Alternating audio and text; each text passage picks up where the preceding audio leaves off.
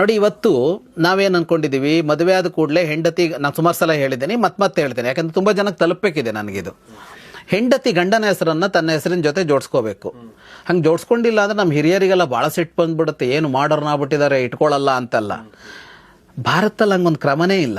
ಹೌದಾ? ಹಾಂ, ಭಾರತದಲ್ಲಿ ಏನು ಕ್ರಮ ಅಂದರೆ, ಗಂಡ ಹೆಂಡತಿ ಹೆಸರನ್ನು ತನ್ನ ಹೆಸರಿಗಿಂತ ಮೊದಲು ಇಟ್ಕೊಳ್ಳೋದು ಭಾರತದ ಕ್ರಮ, ಪ್ರಾಚೀನ ಭಾರತದ ಕ್ರಮ.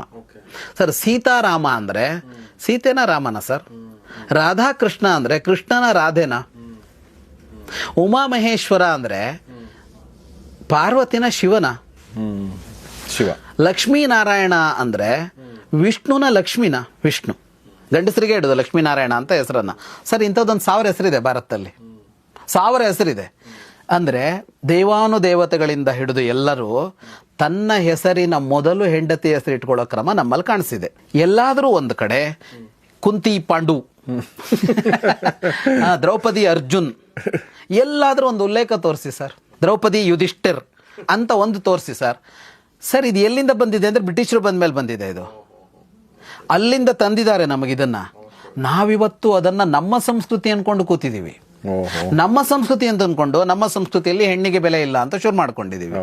ಯಾರಂದಿದ್ದು ಹಿಂಗೆ ಅಂತ? ಸರ್, ಇಂಥದ್ದೊಂದು 1000 ಕೊಡ್ತೇನೆ ಸರ್ ನಾನು. ಹಂಗೆ ಸರ್, ಯಾವ್ದ್ಯಾವುದೋ ಕಾಲದಲ್ಲಿ ಏನೇನನ್ನೋ ತಪ್ಪಾಗಿ ಗ್ರಹಿಸಿ ಇನ್ಯಾರದೋ ಪ್ರಭಾವಕ್ಕೊಳಗಾಗಿ ಸೇರಿಸ್ಕೊಂಡಿದ್ದನ್ನೆಲ್ಲ ಇವತ್ತು ಎದುರಿಗಿಟ್ಕೊಂಡು ಇದು ನಮ್ಮದು ಅಂತ ಅನ್ಕೊಂಡು ಕೂತಿದ್ದೀವಿ. ಹಳೇದನ್ನ ಇಟ್ಕೊಂಡು ನೋಡ್ತಾನೆ ಇಲ್ಲ ಯಾವುದು ನಮ್ಮದು ಅಂತ.